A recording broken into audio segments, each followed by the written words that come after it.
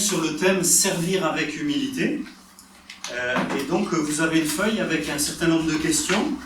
Et la première, et c'est fait exprès, la première c'est: pouvez-vous donner des exemples de fausse humilité en général et puis dans le service en particulier? Et je trouve que c'est intéressant parce qu'on peut se tromper sur l'humilité. Alors, est-ce que vous avez des idées de fausse humilité? Je vois que Laura... Se glorifier soi-même. Se glorifier soi-même. Bon, ça, c'est même pas de la fausse humilité, c'est carrément de l'orgueil cache, quoi. Se glorifier soi-même, c'est...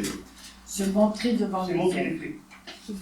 Montrer devant les autres, ça, c'est se vanter, c'est de l'orgueil, c'est pareil. C'est l'inverse de l'humilité, ça. Mais une fausse humilité, ça, c'est l'inverse de l'humilité. Vous voyez, l'orgueil, se montrer, se glorifier. Rechercher de la reconnaissance. Rechercher la reconnaissance. Ça, c'est pareil, c'est l'inverse de l'humilité. Moi, je vous demande ici de réfléchir, pas à l'inverse, mais à la fausse humilité. Tu vois qu'il y a l'apparence de l'humilité, mais... Ah, vous avez entendu, tiens, c'est intéressant. Le frère, il a dit se sous-évaluer. C'est plus subtil, écoutez bien. C'est pas le contraire de l'humilité, mais la fausse humilité. Elle a l'apparence de... Celui qui se sous-évalue, qu'est-ce qu'il dit? Il dit, non, moi je suis nul, je sais rien faire. Il a l'air humble, hein? Mais il a l'air, mais il l'est pas. C'est ce qu'on appelle la fausse modestie. La fausse modestie, c'est ça, fausse humilité, fausse modestie, se sous-évaluer. Sentiment d'abaissement. Sentiment d'abaissement, de dénigrement de soi. Si on fait quelque chose, Se sous-estimer. pas assez. Sous-estimer. Exactement, ça c'est de la fausse humilité. Il ne faut pas confondre, vous voyez, des gens disent, moi je suis humble, vous voyez, mais moi je sais rien faire, je suis nul, je suis humble. Ah non, vous voyez, ça c'est de la fausse humilité. Ou alors pas montrer ses sentiments aussi. Pas montrer ses sentiments, pas montrer ce qu'on sait faire. La timidité aussi, c'est une forme d'orgueil. Ah, la timidité, c'est une fausse humilité, tout à fait. Le gars, on dit, oh, il est humble et tout, il veut rien faire. Mais en fait, il est juste timide. C'est intéressant, Christophe, ce que tu dis. Timide, c'est une forme d'orgueil. Ah bon? Moi, des fois, je suis timide, alors je suis orgueilleuse. Alors, c'est intéressant qu'on y réfléchisse ensemble. Est-ce qu'on est toujours orgueilleux quand on est timide? C'est pas sûr. Mais souvent, on l'est. Pourquoi? Qu'est-ce qui nous pousse à être timide? Souvent, on se protège. On protège son ego par la timidité. On a peur de comment les gens vont nous regarder. Comment ils vont parler de nous. Qu'est-ce qu'on va dire de nous? Et c'est un des aspects de la timidité. Mais ça ne résume pas tout. Mais souvent, le timide... Christophe, qu'est-ce que tu en penses? C'est un peu à ça que tu pensais. Le timide, il se cache.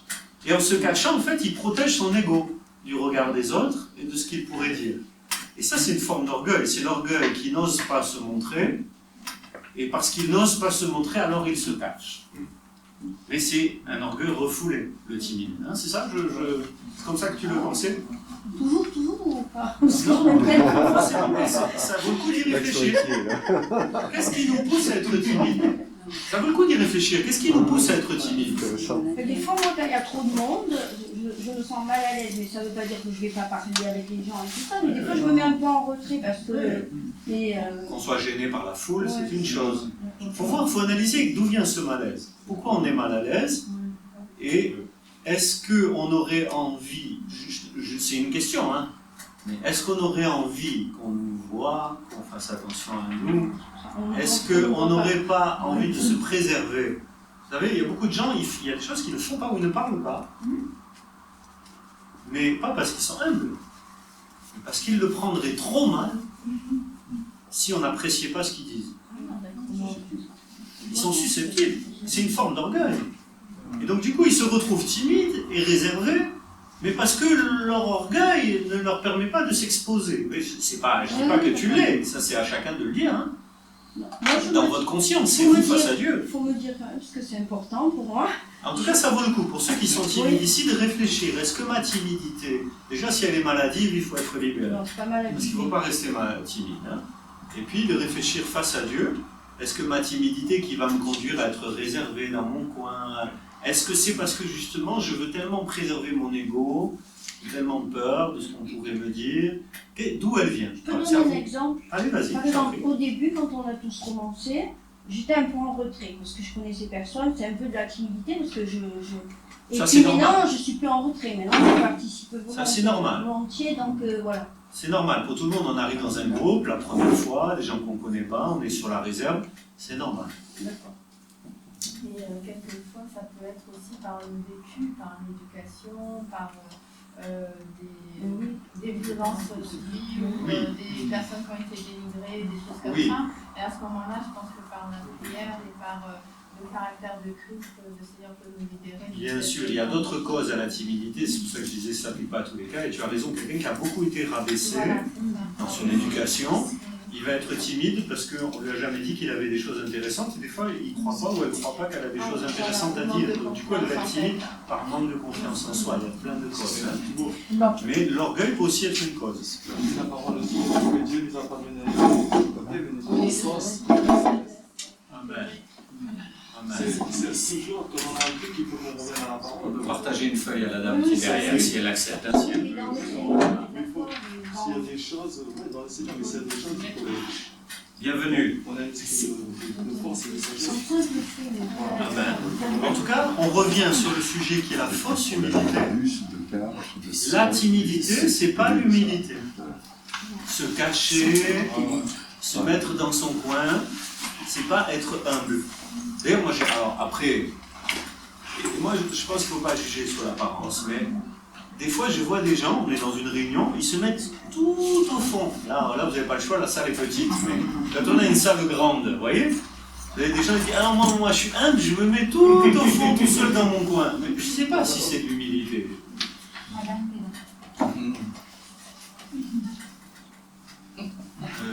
C'est une bonne question. Je suis enregistré. Shalom.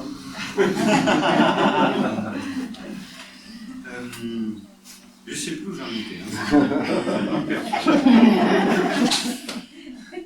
Non, je disais que des fois, je me demande si c'est de l'humilité ou si c'est des fois, au contraire, on peut se distinguer pour s'affirmer. C'est là qu'on retrouve quelque chose de... Ouais, des fois, on va se mettre dans un coin, mais on ne le fait pas toujours par humilité. Des fois, c'est pour se distinguer. Mais bon, de toute façon, on ne juge pas sur l'apparence, donc on ne sait pas. Dieu le sait, et les gens le savent, et c'est à chacun de réfléchir, à être honnête avec soi-même sur ce qui nous motive. En tout cas, il y a une fausse humilité. Pour y revenir, se sous-évaluer, se dévaluer, on l'a dit. Un jour, un chrétien m'a dit, c'est intéressant, j'étais jeune croyant, ici dans l'église, là, c'est un gars qui est encore là, hein, voilà, un chrétien de l'église. Hein. J'étais jeune croyant et j'ai essayé de servir Dieu, et il m'a dit, quand j'étais jeune, j'étais comme toi. Mais Dieu m'a parlé, Dieu m'a demandé d'être humble, maintenant je ne fais plus rien.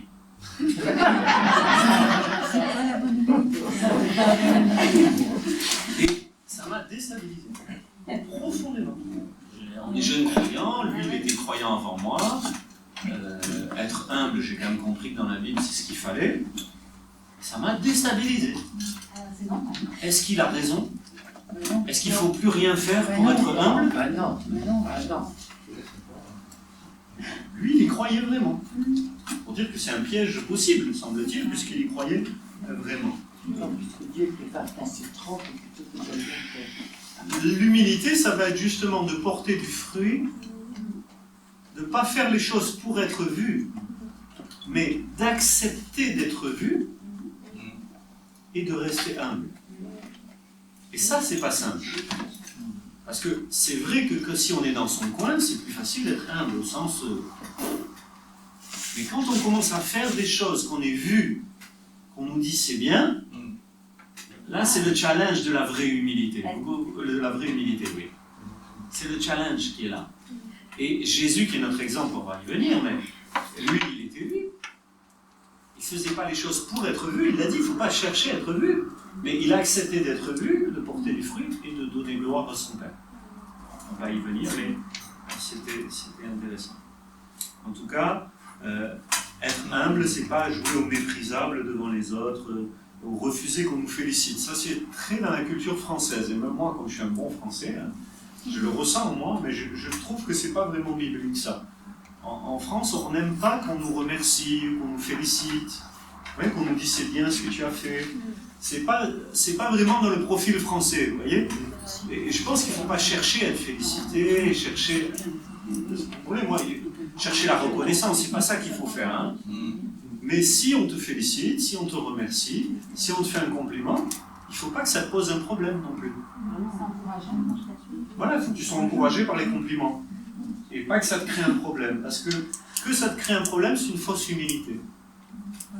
C'est même peut-être que ton orgueil est un peu bousculé, et du coup, alors tu es gêné parce que c'est ton orgueil qui est un peu bousculé par le compliment qu'on t'a fait. Donc la vraie humilité, elle va accepter les encouragements, les remerciements, les félicitations, elle ne va pas les rechercher, mais elle va les accepter, elle ne va pas se prendre au point 14 parce qu'on lui a dit merci, bravo.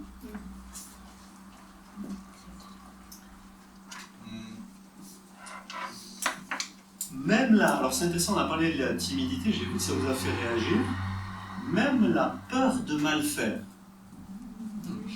peut être liée à l'orgueil. J'essaie de vous l'expliquer, mais vous comprenez, c'est important. Et moi, je l'ai aussi, la peur de mal faire. Donc j'ai réfléchi à ça, et je vous donne mon avis. De quoi on a peur quand on a peur de mal faire? Si c'est que par rapport à Dieu auquel on veut plaire, ou si c'est que par rapport à soi, parce qu'on aime bien faire les choses. Ok, il n'y a pas d'orgueil. Mais souvent, dans la peur de mal faire, on a peur du jugement des autres. Et en fait, on a peur d'être atteint dans son ego. Surtout dans le travail, moi ça me l'a fait déjà. Ouais. Et oui, cette peur de mal faire qui nous paralyse souvent, des fois, elle a, pas exclusivement, je vous ai dit, si c'est pour la crainte de déplaire à Dieu, ou si c'est juste vous parce que vous aimez le travail bien fait, c'est comme la timidité, c'est pas toujours, la peur de mal faire n'est pas toujours liée à l'orgueil, mais souvent quand même, quelquefois en tout cas. Si c'est la peur du jugement des autres, de ce que les gens vont dire, ouais, c'est votre ego que vous préservez. Quelque part, vous avez peur pour votre ego. Or, la vraie humilité, elle accepte l'échec. Vous entendez? Si vous avez peur de mal faire, vous n'acceptez pas l'échec, il y a un problème d'orgueil et d'humilité, il y a un challenge. La vraie humilité, elle dit oui, j'ai échoué. Et elle ne s'écroule pas. Il y a des gens qui sont tout le temps dans la peur de mal faire, et quand ils échouent, c'est le drame. Ils sont pas... Leur orgueil est tellement... Leur estime de... Ça correspond aussi, Barbara, tu as raison. Une fois, il y a une faible estime de soi, qui est aussi un problème, et un besoin de se revaloriser. C'est plus subtil que ce que je dis, c'est très subtil. Mais c'est important quand même qu'on réfléchisse à ça. Hein. Il y a une faible estime de soi, il y a un besoin de se revaloriser, il y a un refus de dire « Ah, j'ai échoué », et tout à coup, parce que j'ai échoué, je suis nul, je ne vaux plus rien. Alors que l'échec permet d'avancer. Alors que l'échec permet d'avancer, et que dans l'humilité, alors justement on veut en venir sur la vraie, mais là c'était juste pour décrire des travers, mais dans la vraie humilité, je suis ce que je suis. Puis on ne réussit pas toujours. Et ben voilà, j'ai échoué, je vais apprendre. Et ça ne devient pas un drame. Souvent, si c'est un drame, c'est parce que ça nous a touché dans notre... un peu dans notre orgueil, dans notre estime de nous-mêmes. Bon, voilà. Et il y a plein de causes, vous voyez, c'est pas un grand orgueil, des fois c'est juste, comme dit Barbara avait raison, on nous a tellement rabaissé dans la vie, on n'a pas une bonne estime de soi, c'est subtil tout ça. Mais du coup, on n'accepte pas de prendre le risque de mal faire, on n'accepte pas qu'on peut échouer dans la vie, et du coup, on ne fait rien. Et on fait un peu comme cet homme qui dit « Ah ben voilà, pour pas échouer, ne faisons rien. » Ça fait un peu partie des brisements, non? Tout ça. Il faut accepter le brisement. Quelque part, si tu te préserves toujours par la peur d'échouer, donc si tu fais rien, tu refuses le brisement. Et il y a une forme d'orgueil dans le refus du brisement. Vous comprenez, c'est un peu subtil. J'espère que je m'exprime pas mal et que je suis pas mal compris. Mais je pense que c'est pour qu'on réfléchisse chacun sur soi, comment on fonctionne, on pointe personne du doigt. On s'invite à réfléchir au fond. À trop fuir le brisement, vous voyez, on fuit aussi le fruit du brisement. Cette image du brisement est intéressante, parce qu'il y a une belle image dans l'évangile de cette femme qui va au pied de Jésus, qui brise son parfum, qui le répand au pied du Seigneur. Et si l'odeur sort, c'est parce qu'il y a eu le brisement. Et dans nos vies spirituelles, des fois, il y a une bonne odeur qui se dégage, des échecs qu'on a acceptés. Parce que dans le brisement, il y a la reconstruction. Il y a avec le Seigneur, il y a une reconstruction. Avec le Seigneur, bien sûr. Et il nous rend meilleurs. quand on a accepté ses échecs, on a tiré des leçons, on est devenu meilleur, on s'est relevé, et il y a un parfum, il y a quelque chose qui s'en dégage. Et les gens qui sont souvent les plus admirables sont des gens qui ont beaucoup souffert, et qui l'ont accepté, qui sont passés par ces brisements, mais qui ne les ont pas fuis. Et dans la peur de mal faire, il y a un peu le refus. De changer. De changer, de la remise en question, et puis de la souffrance. Qu'on comprend tous ici, parce que personne n'a envie de souffrir naturellement, on n'a pas envie. Mais agir, servir, c'est dire j'accepte que peut-être tout ce que je ferai ne sera pas parfait, tout ce que je ferai ne sera pas apprécié par tout le monde. Je vais faire de mon mieux, et si j'échoue, ben, j'apprendrai, et je réessayerai à faire mieux. Des fois, on s'arrête par orgueil. On a mal fait, on a échoué, et on arrête. Et on dit, moi je suis humble. Eh ben non, mais c'est pas ça. Si tu es humble, tu recommences, et tu comptes sur la grâce de Dieu pour que ça marche. Amen. Alors, la deuxième question, un peu plus rapidement, je suis désolé, mais ça nous a permis finalement la véritable humilité. En voyant la fosse, on a commencé à la découvrir. À quoi vous avez pensé dans cette dimension de la véritable humilité? Moi, je vais se mettre devant Dieu et prier et attendre une réponse de sa part. Ok, se mettre devant Dieu, prier, attendre une réponse de sa part, ça correspond à quelque chose de très important, oui. C'est compter sur la grâce de Dieu. Compter sur la grâce de Dieu. Rien attendre des autres. Rien attendre des autres, intéressant. Et tout attendre du Seigneur. Les deux vont ensemble. Ouais. Moi, j'ai mis servir humblement en s'appuyant sur le Seigneur. S'appuyer sur le Seigneur, tout à fait. Servir humblement en s'appuyant sur le Seigneur. C'est aussi respecter le don et les talents des autres aussi. Ah, ouais, c'est intéressant. Dans la vraie humilité, il y a une dimension à l'égard de Dieu, mais à l'égard du prochain, c'est respecter les dons, les talents, la place. Sachant que c'est pour l'utilité de tous. Voilà, la place de l'autre. Accepter de collaborer, donner une place à chacun. Accepter de servir aussi dans les plus petites choses. Accepter de servir dans les petites choses, on se rejoint dans l'humilité, il y a cette dimension de, voilà, dans les petites choses, tout à fait, dans ce qui ne se voit pas. Servir, il ne veut rien attendre en retour. Servir sans rien attendre en retour, une dimension de l'amour et de l'humilité qui sont liées. Savoir écouter. Amen. Vous savez qu'on n'écoute pas parce qu'on est plein de soi. Souvent, on n'écoute pas les autres parce qu'on est plein de soi. Ce qu'on a à dire soi. Dans l'écoute, il y a une humilité où on se met soi un peu en réserve pour laisser la place à l'autre. Super.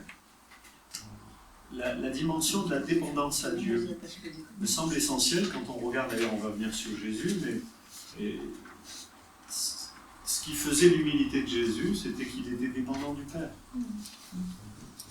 Et dans la vraie humilité, il y a voilà, on donne gloire au Père, on compte sur le Père, on compte sur tout ramène à Dieu au fond. On sait que si on fait quelque chose de bien, c'est Dieu qui nous l'a permis. Et on est conscient d'être dépendant de lui. C'est pour ça que Laurent, en commençant en disant on prie, on se met devant Dieu, ben c'est ça, être dépendant. Être dépendant de Dieu, accepter la dépendance, c'est de prier sans cesse, de revenir à celui qui est la source de tout ce qui est bien dans l'univers et dans nos vies.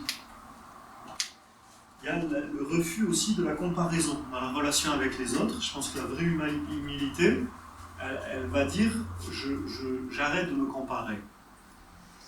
Vous voyez, les premiers problèmes relationnels, c'est Caïn et Abel, et la comparaison, quoi. Hein. Il y a un jour, moi j'ai été très touché dans ma vie personnelle par des chrétiens qui sont venus, c'était un groupe de musique, et qui avait, c'était une simple phrase à un moment donné, mais ils ont dit, il y a un syndrome Caïn, qui est très répandu dans le monde et même dans les églises. Le syndrome de la comparaison. Et là, tout ce coup, je dis, waouh! Et c'est vrai que dans la vraie humilité, il y a cette dimension, je renonce à me comparer. Je suis ce que je suis, et c'est fini. Parce que la comparaison, elle produit soit de l'orgueil parce qu'on se sent meilleur, soit des complexes parce qu'on se sent moins bon. Mais le problème, c'est la comparaison. T'arrêtes de te comparer, et puis tu te sens ni meilleur ni complexé. Tu es ce que tu es et tu fais ce que tu peux.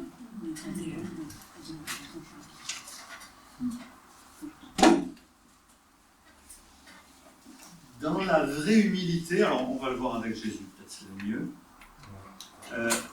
justement, parce que c'est lui l'exemple suprême de la vraie humilité, pouvez-vous donner un exemple de l'humilité de Jésus? Comment a-t-il manifesté l'humilité?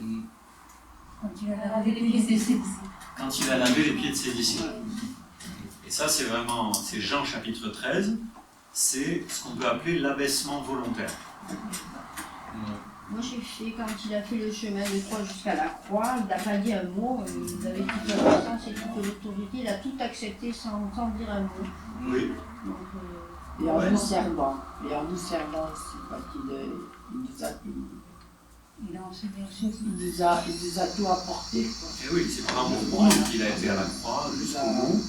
Et c'est vrai que ce qu'il a fait aux disciples dans le lavement des pieds, c'est aussi ce qu'il a fait en allant à la croix, l'abaissement volontaire. On est sur la même idée de je m'abaisse, je m'humilie, mais pas pour paraître misérable, mais parce que ça va servir au bien de l'autre. Hein, la croix pour notre salut. Et d'ailleurs, le lavement des pieds, pour moi, il prépare la croix, il est juste avant la croix, mais il est là pour nous donner une image dont on va se souvenir. Crucifié, sauf si on passe par des persécutions terribles, normalement on n'est pas crucifié. Et se laver les pieds les uns aux autres, on peut le faire. Et si c'est l'abaissement volontaire, c'est l'exemple suprême. Laurent, tu as regardé la vidéo? Oui, parce que moi j'ai noté aussi la femme qui n'avait pas faim sur le Jésus. Oui. Et oui.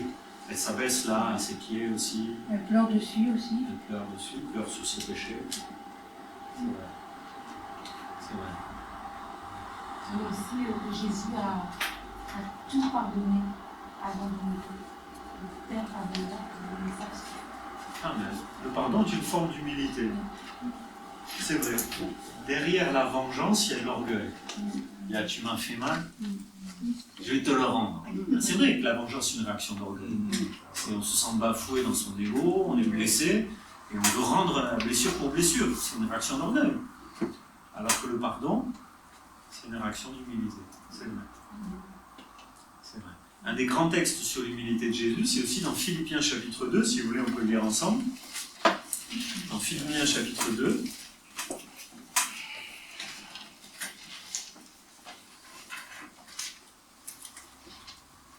Philippiens chapitre 2 et verset, on va lire à partir du verset 3. Le texte dit « Ne faites rien par esprit de parti ou par vaine gloire. » Vous voyez, c'est ce désir de s'élever. Mais que l'humilité vous fasse regarder les autres comme étant au-dessus de vous-même. Et d'ailleurs, c'est intéressant, l'explication après, c'est que chacun de vous, au lieu de considérer ses propres intérêts, considère aussi ceux des autres. Et c'est intéressant. Moi, je vous explique comment je le comprends en tout cas. Le texte dit donc pas de vaine gloire, mais que par humilité, on regarde les autres comme au-dessus de soi-même. Si tu es un grand mathématicien, tu es fort, c'est comme ça, tu es un grand mathématicien, tu as fait une carrière, tu es professeur de mathématiques. Et que tu rencontres Thibaut, il n'est pas... Hein? Vous voyez, en maths, moi je suis pas une lumière. Bon, pas mauvais, mais c'est pas rien à voir. Comment il va me regarder comme au-dessus de lui-même, le professeur de mathématiques? Il va essayer de te corriger tes erreurs de... Ouais, ça peut aider. S'il m'aide, ça peut être cool, t'as raison. T'as raison. Peut-être. Je pense que la suite du texte nous donne le sens. C'était pour vous dire, à mon avis, le sens, il est là. Regarder l'autre comme au-dessus de soi-même, c'est pas se mentir. C'est-à-dire, s'il dit « Ah non, mais moi, en maths, je suis nul, toi, t'es plus fort que moi », il va. Pour moi, c'est pas ça qu'il doit faire. Mais peut-être il va essayer de m'aider, ok, sans se prendre pour un supérieur, sans se monter la tête. Mais peut-être que chacun de vous, au lieu de considérer ses propres intérêts, va considérer ceux des autres. Et bien voilà, regarder l'autre au-dessus de soi, c'est pas se rabaisser soi-même en disant je suis nul et lui il est fort, mais c'est servir l'intérêt de l'autre. L'humilité, c'est servir l'intérêt de l'autre. Et dans ce que Jésus a fait en lavant les pieds, en allant à la croix, tous les exemples que vous avez donnés, c'est je sers l'intérêt de l'autre. Au cœur du service, il y a l'oubli de soi-même au profit du bonheur de l'autre. C'est le cœur de l'amour, on a parlé de l'amour la dernière fois. C'est le cœur de l'amour, mais c'est aussi le cœur de l'humilité. ce moment où soi-même passe en second au profit du bonheur et de l'intérêt de l'autre. En tout cas, c'est ce que dit ce texte, en tout cas, moi je pense qu'on peut le comprendre comme ça, que lui fasse regarder les autres comme étant au-dessus de vous-même, que chacun, au lieu de considérer ses propres intérêts, considère aussi ceux des autres. Ayez en vous les sentiments qui étaient en Jésus-Christ. C'est ça qui l'animait. Ce désir de servir les intérêts des autres. Existant en forme de Dieu, il n'a pas regardé comme une proie à arracher d'être égal avec Dieu, c'est-à-dire sa divinité, il s'en est dépouillé, c'est ce que dit la suite, mais il s'est dépouillé lui-même en prenant une forme de serviteur, en devenant semblable aux hommes, et après s'être trouvé dans la situation d'un homme, il s'est humilié lui-même, se rendant obéissant jusqu'à la mort, même jusqu'à la mort de la croix. L'abaissement volontaire, voilà, c'était juste pour vous le montrer.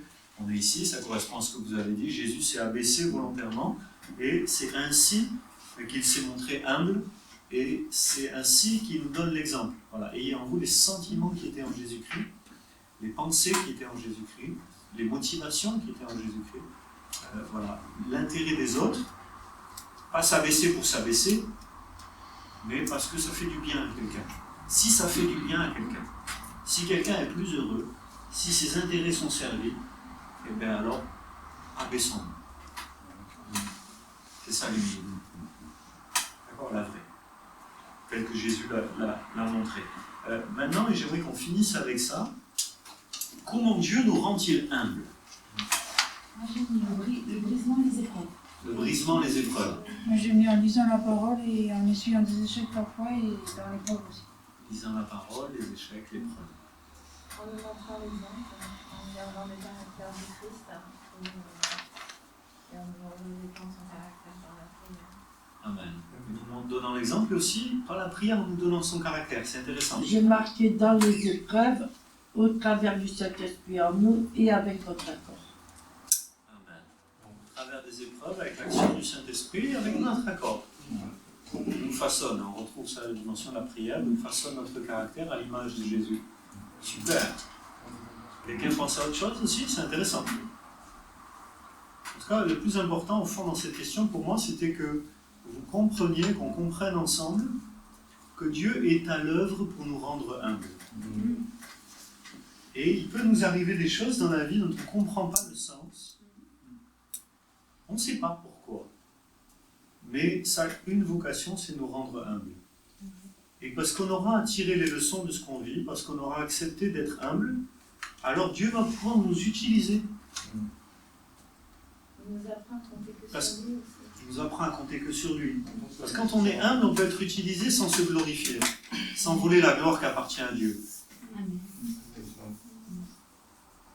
Et donc, c'est un gros challenge de devenir humble. Et des fois, il y a des choses dans nos vies qui nous arrivent, c'est un peu amer. Des fois, ça vient au travers des hommes. C'est des êtres humains qui nous blessent, qui nous déçoivent, c'est des épreuves, on a des déceptions relationnelles, mais des choses qui contribuent à nous abaisser, à nous humilier, à nous remettre en question. Ou à nous rendre plus forts. À nous rendre plus forts au final parce qu'on les accepte. Et qu'au lieu de se décourager, d'abandonner, on persévère dans la difficulté, on devient plus fort. Et c'est intéressant, c'est de réfléchir comment Dieu peut se trouver derrière les circonstances, derrière les gens, derrière même les difficultés de la vie, pour nous rendre plus forts et pour façonner notre caractère. Parce que, je crois que Barbara avait raison, là aussi tu le disais, cette dimension de la prière, de l'action du Saint-Esprit qui nous façonne, qui nous rend humbles à l'image de Jésus, c'est tout le travail du disciple, c'est de ressembler à Jésus, aussi dans l'humilité. Et il y a cette dimension spirituelle, mais des fois peut-être on manque de communion avec Dieu. Moi je suis sûr que tout peut se passer dans la prière. Amen. Tout peut se faire dans le face-à-face avec Dieu. Amen. Tout se fait là, dans la communion secrète avec Dieu, la transformation à l'image de Jésus. Mais peut-être des fois, on n'y est peut-être pas assez assidu, assez attentif, assez discipliné. On ne laisse pas le Saint-Esprit faire en nous des choses. Alors, ce qu'on n'a pas appris en écoutant le Seigneur, on l'apprend autrement. C'est un peu comme avec nos enfants. Vous voyez, cette idée, c'est comment Dieu nous rend-il humbles. C'est de réfléchir à comment Dieu agit avec chacun d'entre nous pour nous façonner. Et je pense à l'éducation de nos enfants.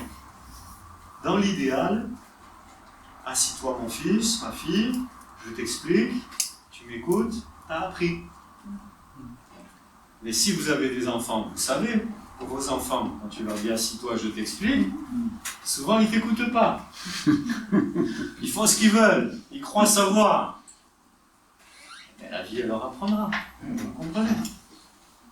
Quand ils sont petits, c'est même nous, des fois, qui leur apprenons un petit peu les limites et certaines choses. Comme moi, des fois, j'ai dit à mon fils, je ne l'ai pas souvent. Bon, j'espère que personne ne m'accusera, ne me tuera. Mais moi, j'ai souvent posé la question aux enfants, et d'ailleurs, ils ont compris, je n'ai pas eu besoin de sévir, mais souvent, j'ai dit, tu veux que je t'explique avec les mots ou avec les mains? Je t'explique avec les mains ou avec les mots? Avec les mots, c'est très bien.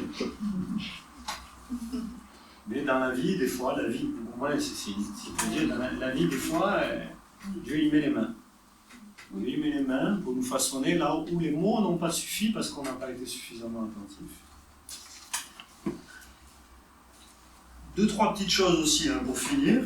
Je crois que Dieu nous rend aussi humbles, c'est paradoxal. On l'a dit un peu tout à l'heure, par nos échecs. Et dans nos échecs aussi par nos péchés. Et Dieu n'est pas favorable avec le péché. Mais quelquefois, le péché nous humilie nous-mêmes. En tout cas, moi, je peux dire devant vous qu'à un moment donné de ma vie de disciple, de chrétien, j'ai cru que j'étais super. Je sais pas, je pensais que j'étais arrivé. J'ai dit, ça y est, là, j'ai tout compris, je suis au top, je marche avec Jésus, je suis au top. Je me sentais tellement top que je crois que Dieu n'a pas approuvé mon péché et que Dieu ne l'a pas voulu, mais que Dieu a permis que je glisse bien, vous voyez? Que je glisse bien dans la boue pour que je me souvienne que je n'étais pas arrivé. Et je me souviens de ce sentiment d'humiliation de mon propre péché, de mon propre échec. Et peut-être chacun peut réfléchir à sa propre vie, à des échecs comme ça qui nous ont humiliés, aussi des fautes qu'on a commises, mais qui nous rappellent qu'on est homme, qu'on est être humain, qu'on dépend de lui. Parce qu'à chaque fois que je pêche, c'est moi. Quand je fais quelque chose de bien, c'est la grâce de Dieu. Mais quand je fais mal, c'est moi. Et chaque fois que je fais mal et que je réalise que je fais mal, quelque part, ça me ramène à moi, je suis ce que je suis. Voilà. Il faut s'accepter. Mais je suis ce que je suis. Je suis pas. Voilà. Je suis pas nul, rien du tout, mais je suis un enfant de Dieu. Merci Seigneur. Amen.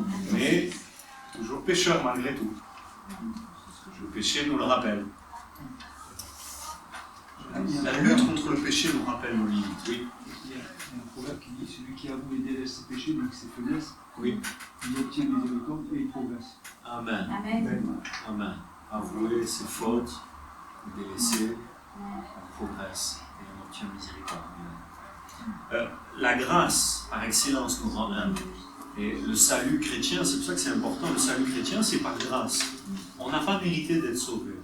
Même si on va reconnaître ses péchés, même si on va croire en Jésus, même si on va se faire baptiser, même si on va faire des efforts pour se sanctifier, c'est toujours une grâce. C'est la grâce de Dieu qui nous a interpellés, qui nous a fait naître de nouveau, qui nous a fait voir nos péchés. Avant, nous péchions, nous ne le voyions pas. Tout à coup, une grâce de Dieu nous a fait voir nos péchés. Une grâce de Dieu nous a amené à la foi en Jésus. C'est l'action du Saint-Esprit qui nous a révélé la gloire de Jésus, qui nous a amené à croire en lui. La grâce qui nous a pardonné nos fautes, qui nous a révélé Jésus, et qui nous permet de vivre loin du péché. Même notre sanctification est une grâce de l'action du Saint-Esprit qui nous sanctifie. Et donc cette vision de la grâce de Dieu dans nos vies nous rend humbles. On sait qu'on lui doit tout, et donc on lui donne gloire.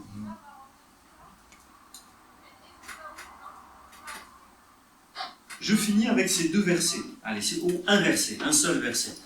Dans Romains, un seul verset. Et comme ça, c'est la fin. Aujourd'hui, Romains chapitre 12 et verset 16. Romains 12 et 16.